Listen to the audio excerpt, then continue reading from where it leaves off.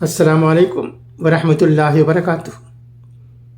اب آئیے آج کی چند اہم خبریں جو کہ راشد سہارا روز نامے میں شائع ہوئی ہیں انہیں پڑھتا ہوں، سنیے گا۔ مولانا کلیم کے خلاف عرضی داخل۔ نئی دہلی، سپریم کورٹ نے یو پی میں غیر قانونی تبدیلی مذہب معاملے کے ملزم مولانا کلیم صدیقی کی ضمانت کو چیلنج کرنے والی عرضی پر اضافی دستاویز کے ساتھ جواب داخل کرنے کی اجازت دے دی۔ عدالت نے کلیم کی جانب سے بیان حلفی داخل کرنے کی بھی اجازت دے دی تاکہ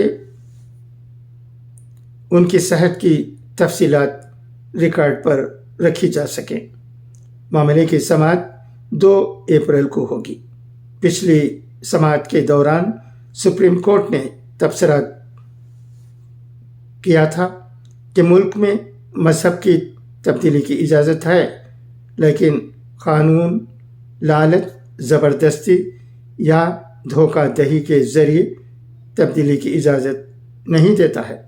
سپریم کورٹ نے یو پی سرکار سے کہا ہے کہ وہ مفرور ملزمان کے خلاف FIR درج کرے۔ تبدیلی مذہب کا ریکارڈ چلانے والے لوگوں کے خلاف الزامات سے متعلق تفصیلات دینے کو کہا گیا۔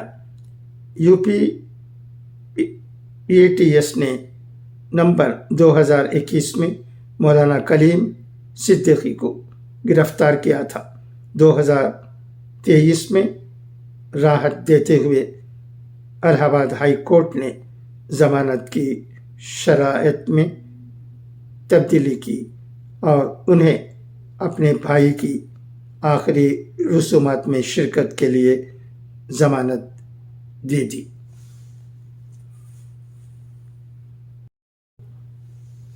اسرائیل میزائل حملے میں ایک ہندوستانی کی موت ہو گئی ہے۔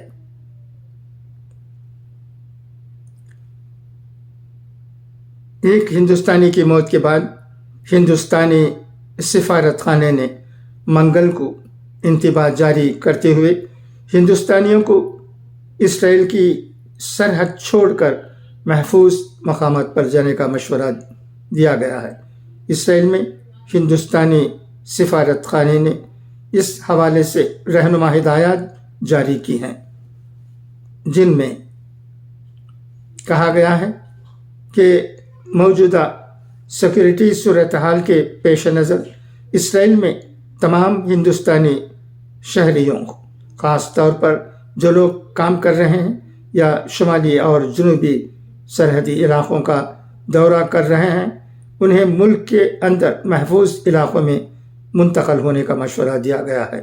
سفارت خانے نے کہا کہ ہم ہندوستانیوں کی حفاظت کے حوالے سے اسرائیلی حکام سے رابطے میں ہیں۔ آپ کسی بھی وقت ایمرجنسی ہیلپ لائن پر بات کر سکتے ہیں۔ 972352264748 پر کال کر سکتے ہیں۔